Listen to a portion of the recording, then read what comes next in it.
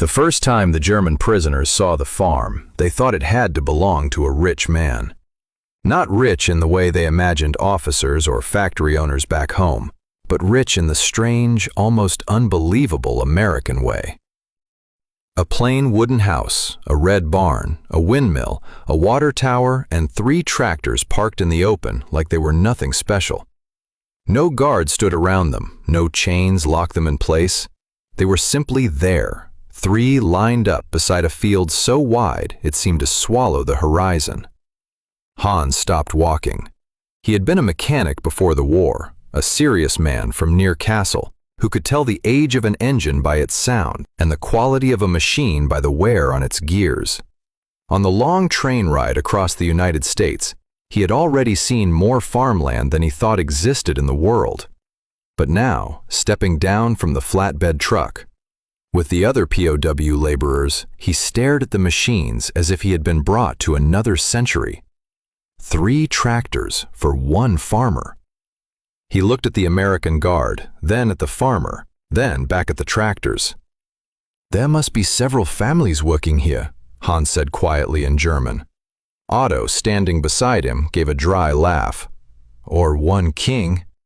The farmer heard the tone, if not the words. He was a broad-shouldered man, in faded overalls with a sunburned neck and a straw hat pushed back on his head. His name was Earl Whittaker, and he looked less like a king than a man who had been awake since before dawn. He pointed a thumb toward the tractors. "Those 2 are mine. One's my brother's. He parked it here." The interpreter, a young American corporal who spoke rough but understandable German, translated. Hans frowned. "2?" he repeated. The farmer nodded. "That little gray one's for lighter rows. The big one pulls the heavier equipment. The other's Earl Jr.'s."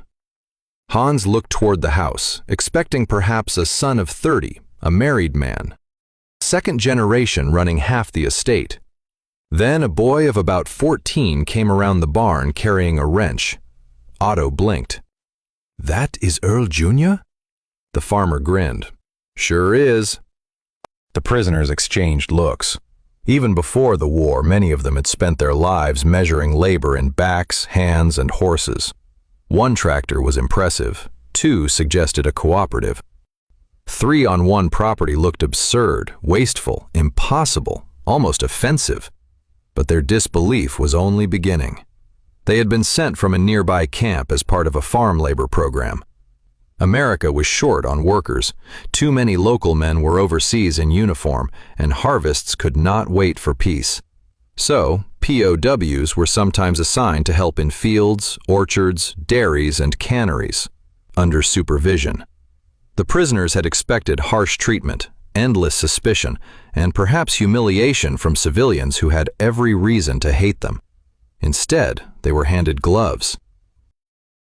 Earl Whittaker led them toward the barn and began explaining the day's work through the interpreter. "Seed sacks here, repair work there, fence section near the creek, a belt problem on one of the tractors."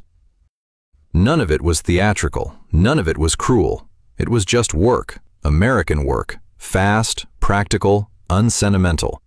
Hans kept staring at the machines. Back home, before conscription, he had repaired equipment. For small farms where 1 breakdown could ruin a season. Families patched tools until the metal looked more welded than steel. Here, a tractor with worn rear treads sat beside another tractor, and neither looked ancient. Even the barn had equipment stacked inside that would have made a village mechanic pause in silence. Extra parts, oil drums, plows, seed drills, spare chains, proper tools hanging in rows. Otto muttered, "This is not a farm. It is a workshop disguised as a farm." The corporal translated that too. Earl laughed, not mockingly, but with the ease of a man hearing the obvious. "Wait till they see the Johnson place."